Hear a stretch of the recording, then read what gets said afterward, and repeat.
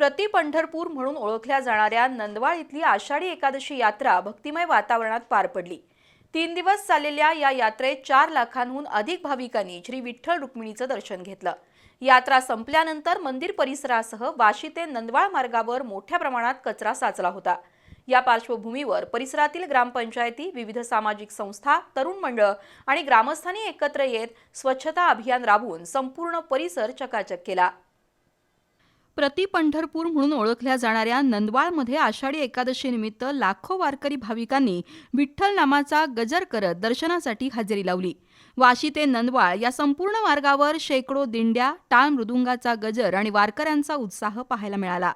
भाविकांच्या सेवेसाठी अनेक दानशूर व्यक्तींनी फराळ वाटप केंद्र उभारलं होतं, तर खाजगी व्यापाऱ्यांनी खाद्यपदार्थ, खेळणी आणि विविध वस्तूंचे स्टॉल उभारले होते।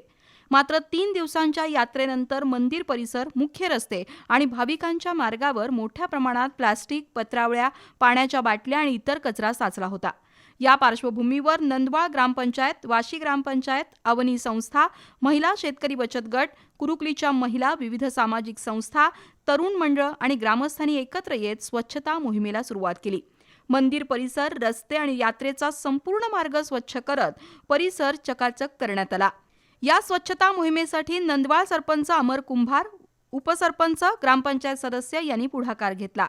तसंच जिल्हा परिषद सदस्य राजू सूर्यवंशी, पंचायत समिती सदस्य अमित हजारे यांनीही अभियानामध्ये सहभाग घेतला। ग्रामस्थ या भागातून माझ्या आलेले या यात्रेसाठी मदत करण्यासाठी ग्रामपंचायत कर्मचारी, अवनी संस्था, शेतकरी महिला बचत गट कुरुकली, सोल्जर अकॅडमी गणेशवाडी यासारख्या विविध संस्था या स्वच्छतेच्या वारीमध्ये दाखल झाल्या। या सर्वांचं मी मनापासून गावचे सरपंच या नात्याने व ग्रामस्थांच्या वतीने मनपूर्वक आभारी आहे। ही स्वच्छतेची वारी आज आपण संपवून गाव पूर्ण पदावरती आणण्यास आपण मदत केली, त्याबद्दल मी सर्वांचे मनपूर्वक धन्यवाद।